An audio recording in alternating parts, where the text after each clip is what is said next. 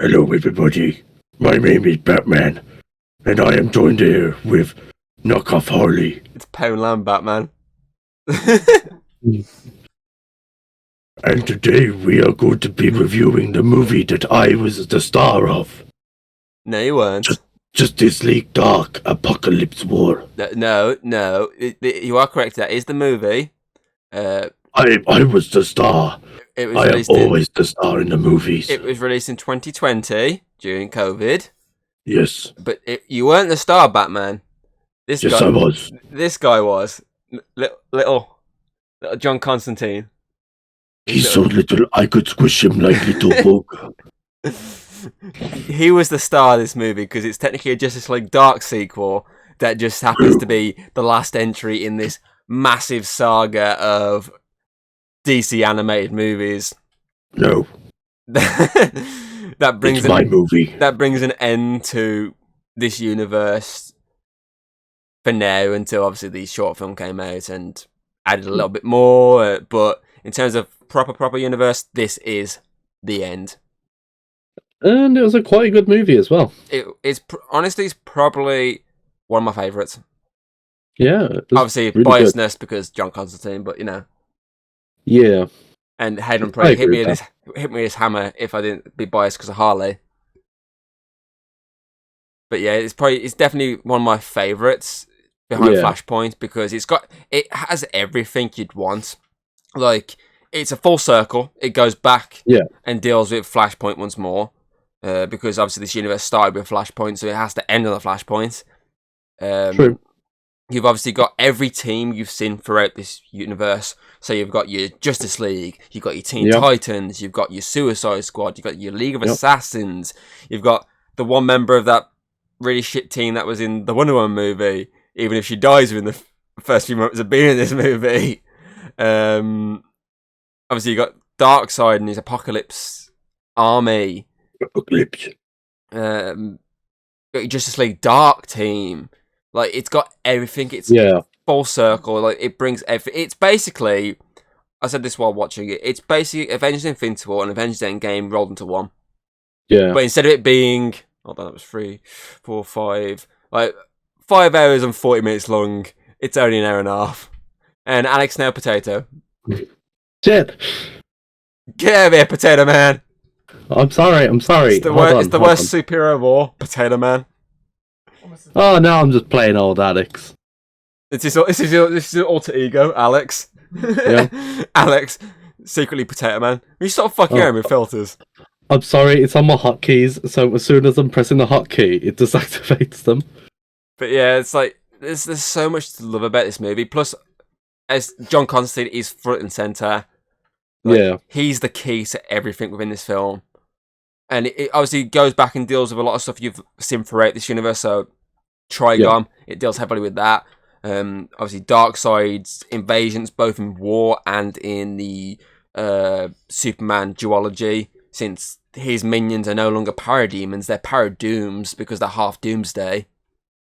That's pretty cool. So it's dealing with a lot of stuff that's been building up.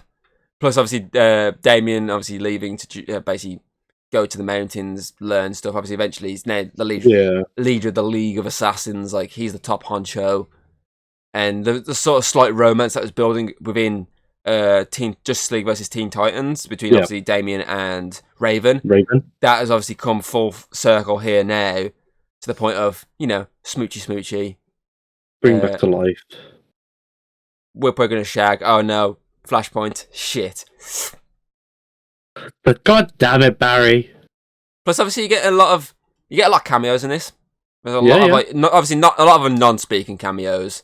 So, like, in the background, Shazam. Yeah, you saw Shazam, obviously one-legged Shazam. You can see in the background Giganta from the Wonder Woman film. The Trickster, is he Trickster? The guy, is it Trickster? I'm thinking of, or the Toy Maker. One of them. Yeah. If you can see them in the background during the Suicide Squad fight pit scene. You've got obviously the Lanterns. All of them pretty much pop up. Who else can I remember? I saw obviously Ace the Bat Hound, Lady Shiva, Bane's in this, less of a cameo and more of an actual part of the story at points. King Shark's in this now. He's now a member of the League, but you know, King Shark's a shark. Shark. Until he speaks fully. Are you bloody kidding me, mate? Who else do I see? I'm trying to think about all the other cameos. Obviously, Martian Manhunter, Starfire. You can see a dead Beast Boy in one scene. Trying to think. Zatanna's the part of this. It's just most characters you've seen throughout this universe appear either alive or dead. So they're either an alive non-speaking cameo or a dead non-speaking cameo. But still, that's what I mean by this is kind of like Avengers Endgame and Infinity War. Like, it's every character from all the movies whacking in on this. Being involved in the biggest battle of all, which is obviously, once again, Darkseid. Who is still, once again, voiced by Tony Todd, the most menacing Flash villain voice actor. Since he was Zoom in Series 2. But yeah, like the magical side of this is so good again. I think that's one thing we've loved about this universe is the magical side of it. And that obviously is linked heavily with obviously Constantine as Zatanna and Raven. Yeah. There we go. Sorry. What? Yeah. Nothing. I sorted it. It's okay. Yeah. I really liked the magical part of the movie. I just love magic. So it's cool that we get the Trigon Return as well. Yeah. Like that we haven't really had anything from that since his only movie appearance, really, isn't it? Like, yeah, we haven't really had anything linked to this universe to do with Trigon, and then out of nowhere, obviously they bring him back, and we get Superman Trigon. So we get demonic Superman, which is a really cool thing because I mean that whole fight between him and Darkseid is like something that like you don't think you're gonna see, but when you see it, it's like, oh, this is really cool. Good. And obviously, it's an interesting thing because obviously at first it's Superman and Trigon fighting him, so you got this really cool thing of obviously him being able to laser beam, but with 4 eyes, which is like so good. Yeah, and he's got the fiery cape, the fiery S symbol. That fiery cape was fucking great. Yeah, and obviously then we get also normal Trigon who understands that he's basically only being used to just basically be a distraction, but he doesn't care. He's literally going to have a fight for his life, which he wants, and he kind of wants revenge for losing. Yeah, and he kind of wants to show, like, the old gods are still better than the new gods. As said to Hayden, it's basically a demon versus a god. Yeah, although they're both gods. Yeah, they're both gods. In their own rights. In their own rights, yeah, but obviously in this term of fight, it's literally a demon versus a god. And that's like something that you want to see, like this hard hit, especially for the last one. You want to see something that you haven't seen yet, and it's like such a good fight because they build obviously the first fight up really well between them. Obviously, when it's Superman in control, in the body, obviously the body, and Trigon as the mind, and then you got the Superman fight in between where you see Superman going fully brutal, like thumbs to the eyes, like punching to the face, like he's getting really pissed off, and then we get obviously the Trigon solo fight at the end. Yeah. Which is, it's a really good final act. As I like about this movie, it's really well paced. So you get the start of it, and it kind of jumps 2 years, and you're like, whoa. Like, what has happened? Because you're, like, what the fuck? Because you're literally gone from them going to this world and be like, well, these aren't parademons, what the hell? And then end 2 years later, you're like, okay, where's this going now? Where's this going? And then it's like, Constantine's like drunk, Etrigan's drunk. I'm drunk. Then like Superman turns up, but it's just Clark now. He's got like a massive green S on his chest, and it's like green all over. Raven's really scrawny. It's just like, what the hell's going on here? Like, you're really confused for a bit, and then obviously start getting these little flashbacks showing the fact that Darkseid knew they were coming. Obviously, you knew he was. He knew already they were coming because you saw at the start. He obviously saw through Cyborg's eye that they were basically gonna invade, and then obviously they showed the actual explanation through flashbacks throughout the movie of what happened. Obviously, the entire league just wiped out. Shazam's the only one that really got away properly. Him and Constantine were the only ones that actually got away because everyone who went there basically died. Zatanna died because Constantine ran away, which obviously is explained later on why he ran away. You kind of feel like why did he run away Yeah, at the like, beginning? So, like, he he's a could have bit saved her. exactly, but obviously there's a big reasoning behind it. Yeah. But I do like that. I do like seeing that how overpowered the League are. Like you're literally just seeing like Martian Manta's on fire, screaming. Hawkman, poor Hawkman, he keeps coming in, just getting his ass kicked. He made his first appearance in that Death of Superman, got his ass kicked. Comes back in this, gets his ass kicked. Green Lantern doesn't even get a speaking part. No. Only Jon Stewart gets a speaking part. Yeah. Like, this is the one thing I think as a missed opportunity with this universe. They haven't done a Green Lantern movie. They haven't. Yeah, it would have been so great. Because so far they've showed a lot of places we've seen throughout this movie and a lot of places linked to people. But one thing we haven't seen really is a Green Lantern movie. And in this movie, they go to Oa and you see Kilowog, you see the other three, and you see Jon Stewart. Just the other three. I just remember it's a big egg head guy and like a wolf and what the other guy was. I just can't remember the names, but yeah, you get to see them. It's just like, it's a shame you didn't get like a full Green Lantern, like maybe a Green Lantern movie where it was the introduction of Jon Stewart. Yeah, I know we've got one now in terms of that one they did in the new universe, but it would have been cool in this old universe if we got that with Hal basically building Stewart into this universe. So then that would have been a bit more impactful. Obviously, seeing John die, but it's like, you would probably root for him more if you had like an entire backstory explaining his character, but you didn't. Like, as Hal doesn't even get a speaking part; he just gets destroyed. So there is that. Even Aquaman, poor Aquaman. I mean, he gets introduced in a Justice League movie titled about himself. He then makes non-speaking cameo roles, in other movies. And then his wife shows him up. And then he comes in this movie and gets cut in half. And it's just like, poor Aquaman. Yeah, man. Like, Mira gets more front and center than he does in this movie. You'd think, like, Darkseid would use him, but then even he's like, nah, fuck the fish guy. Fuck the fish guy. Fuck the fish guy. Let's use the magic fish woman. Exactly. Let's turn her into a snake. Yeah. The snake. This poor. Some of these characters you have to feel sorry for them. Like, they barely appeared in this universe. Like, they had one big moment early on, and they finally come back and just get ass fucked.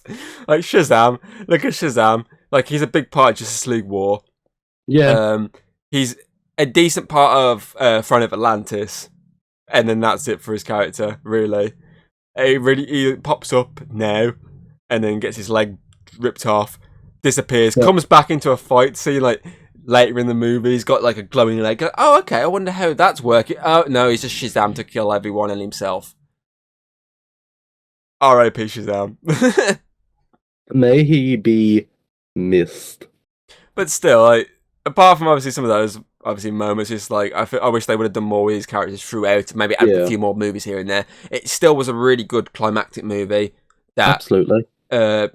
Obviously, because this universe with Flashpoint got you pumped into it straight away, like, wow, this is really good. And then obviously it built up some characters, not all of them, and kind of threw away others. And it built up again to another. Like too many. Exactly. It went from an explosive opening to an explosive finale, and that's what you kind of want. It's kind of what you want, but you kind of also want like an explosive middle or like a full packed middle. Not just some ups and downs. It's not a roller coaster. I'm trying to think what the middle movie was for this universe.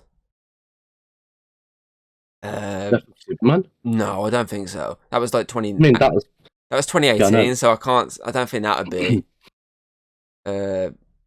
More than likely, it's a fucking Batman movie. Probably. More than likely. I'll look at that. Talking of the son of Batman, obviously Damian gets a big part in this film. And we actually get to see a rematch between him and Batman from Batman vs. Robin. But this time, instead of one side holding back, it's the other side. So in that fight, it was Batman holding back. So he just, because he's a kid, he doesn't want to beat his son up. Whereas this time, Damian's holding back, and Batman's the one who's just going to town, kicking the shit out of him. Like, it's just, he's the epicenter of a lot of this. Damian is, for the fact that obviously he's a big part with getting them there, dealing with his dad, and obviously the Raven becoming the White Raven. Like, he's a big part of a lot of this story. So I like that. I like the fact that it's a Titan. You got a Titans character, a Justice League Dark character, and a Justice League character. All three are the big epicenters. The fuck is that? Is that your phone going off? Put your phone on silent next time. They're the big epicenters of this movie, which is cool because obviously that's like three of the big teams you've seen. Yeah, it's just the Suicide Squad. Lois was more like ahead of them, even though Harley was technically the head. Yeah, because you hear Boomerang saying, "I love our boss." Yeah, because she's there. Like, is there a bit when she's there going to tell everyone? I think it's when she just comes out of the fucking the parademons. If you're happy and you know it, and you really want to show it, if you're happy and you know it, smash the head, bang, bang. Yep.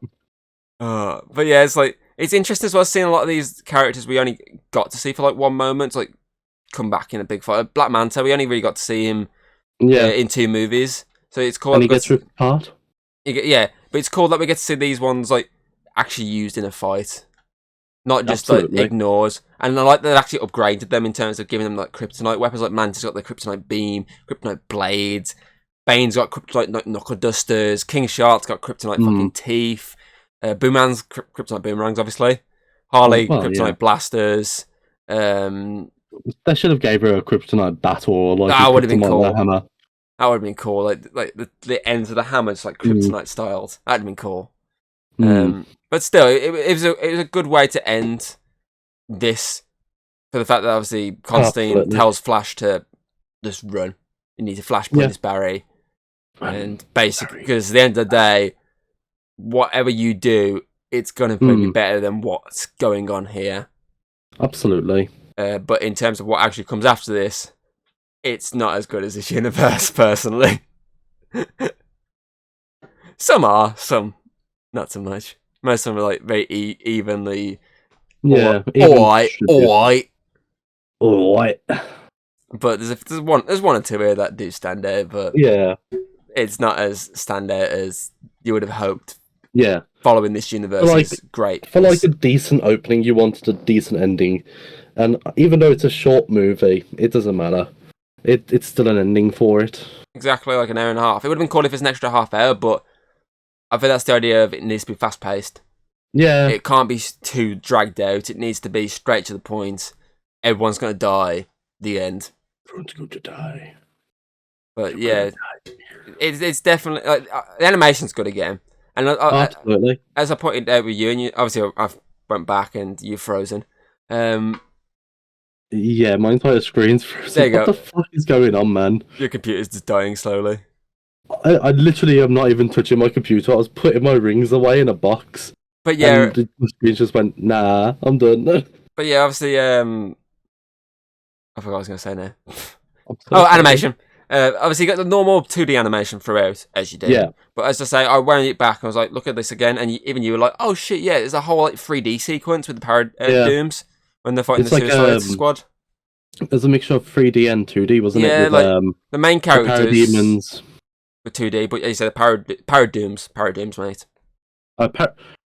Paradooms, okay. Because they're Doomsday at the same time. Paracrypts, that's what they should be called. Yeah, because they're parts of Kryptonite, they're Kryptonian. It was they're Paradooms with the 3D aspect of it, which is an interesting thing. Like I didn't notice when I first watched it all those years ago, or if I did, I just couldn't remember. And I've gone back now and watching like, oh shit, it's quite interesting. The style of it kind of reminds me of that one that came out last year. That's Battle of the Super Sons. Yeah, the obviously Robin and Superboy animated CGI film I did. It kind of reminds me of that a little bit. Which I was like, oh, okay, that's pretty cool. That's pretty cool. Pretty cool. But one thing I do as well, like with this, is there is obviously throwbacks to just heavily Justice League Dark, which makes sense because it is its sequel. It is a Justice League Dark movie. So obviously you got the house, the fact that she kicked Constantine out after everything that happened. Obviously Z is obviously a big part of this. I'm not gonna lie, when he said Z at the beginning, I thought it was Zari. And I was like, because of fucking Legends of Tomorrow. And I was like, oh, okay, Zari, because that's what she gets called, is Z. Yeah. And I was like, totems are in this movie? I kind of forgot about that. And also you got the whole Swamp Thing. Yeah. Because he's like, he's like, oh, fuck off, John, I don't want to be part of this. And he's like, oh, look, the Earth's being destroyed. What? Whoa! And then on top of that, you also have Etrigan, who's actually dealing with the ending of Justice League Dark heavily, because the ending of that movie saw the death of Jason Blood, and he's now actually dealing with it emotionally, which, as Hayden pointed out, it's basically Thor in Endgame, just about being fat. Like, he's just being a drunk. Yeah. I mean, so was Thor. I feel like the only one that kind of got jabbed from that movie is Deadman. He's the only one that didn't get referenced. And the Night Nurse. That was the Constantine side of thing? Oh. The thing that's connected but not connected. Yeah. I think Deadman's the only one that didn't get referenced. I mean, how would they really bring Deadman into this movie? I don't know. Maybe like you saw him in a battle or something, and like someone's trying to kill him. He's like, "Ha! You can't kill me." Oh wait, I can't do anything. You're all dead. Shit. Like you just maybe you just see him in the background, just watching, like, fuck. He could have possessed a dead corpse. When the one's cut in half. Fuck! I picked the wrong one. She. But yeah, he's the only one that kind of like got shafted from Justice League Dark. Yeah. Then again, Beetle never really got mentioned in terms of Titans. No, you saw him in a flashback, but then he died. Did he seem dead? I didn't spot him dead. I saw Superboy fighting. And it was Superboy, wasn't it? Yeah, Superboy's Titans. Maybe he's not part of this Titans team anymore. Maybe he's gone off. Because I remember you saw Star. Obviously, fucking. Yeah. Fucking. Wonder Girl. Is it? So Star Girl. Starfire. I'm mixing Wonder Girl and Starfire in one. Starfire, you see her cutting two on the floor with guts, like proper guts and everything hanging out. Like, this movie is brutal at times. Obviously, you see Gar as his tiger form dead. Yeah. You see Damien fighting. You see, obviously, Nightwing getting stabbed. And you see Superboy just flying around. Yeah. Getting his ass kicked. Like, R.I.P. Superboy, man. He comes and helps him at the end and gets his neck snapped. Same goes for Batwoman and Batgirl. Like, the Bat family come and help, and like they all get fucked so badly. Oh, fuck me. Poor I feel sorry for Batgirl the most. Cameos at the end of Batman Bad Blood. Oh, look, it's Batgirl. Has a small 5-minute role in fucking Batman Hush. Oh, it's Batgirl. Has a small 5-minute moment in of this movie and dies again. Yeah. Oh, Batgirl. I feel sorry for her. They just don't like Batgirl. I mean, look at the Batgirl game.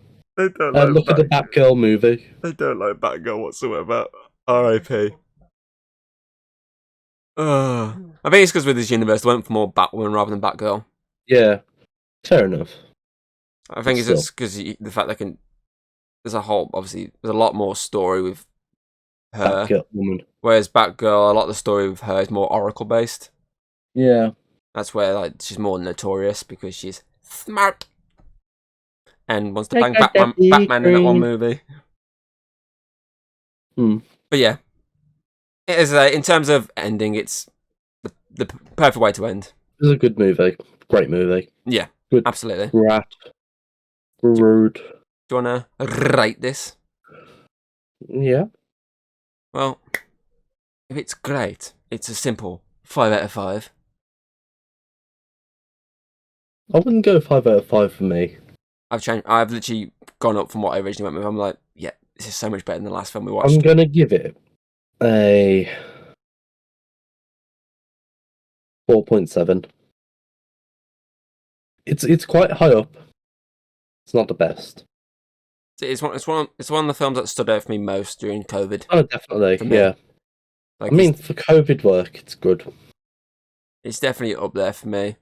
I can't remember what the number one film was for COVID. Was it Invisible Man? I can't remember. I can't remember. But yeah. Okay, 4.7. That's still pretty high. Still pretty high. Yeah. Okay, so obviously we do have one technically entry left for this. A much shorter entry, which is the epilogue short movie about Constantine. Yep. So we're going to cover that next, and then we'll explain what we're going to do next in that video. So yeah, obviously, if you like this movie, put your thoughts and comments on this film in the comments below. Check out Mr. Geeky Bet on Twitch. That's where he is most of the days now. That's where he's fucking off to after we've done this. Yeah, pretty much every Sunday, and either a Wednesday or a Thursday, or maybe more, depending on my week schedules. Exactly. Yeah, and obviously like the video. Do subscribe because we do a lot of more stuff like this. We have a lot of fun. Throw your batarang at them with your shark repellent. Oh, I do have a batarang. Of course you do. I do have a batarang right here. It's the magnet side. Bit dusty. So yeah. Because Batman will always watch you. I really wish there was a filter there, a batarang come flying past your head and hit you. But yeah, we hope you enjoyed, and we shall hopefully see you next time. See you next time. Bye. Peace. If you like what you've seen, don't be afraid to throw us a little like and subscribe. That's always very appreciated over here. And, well, I'll see you on the next video.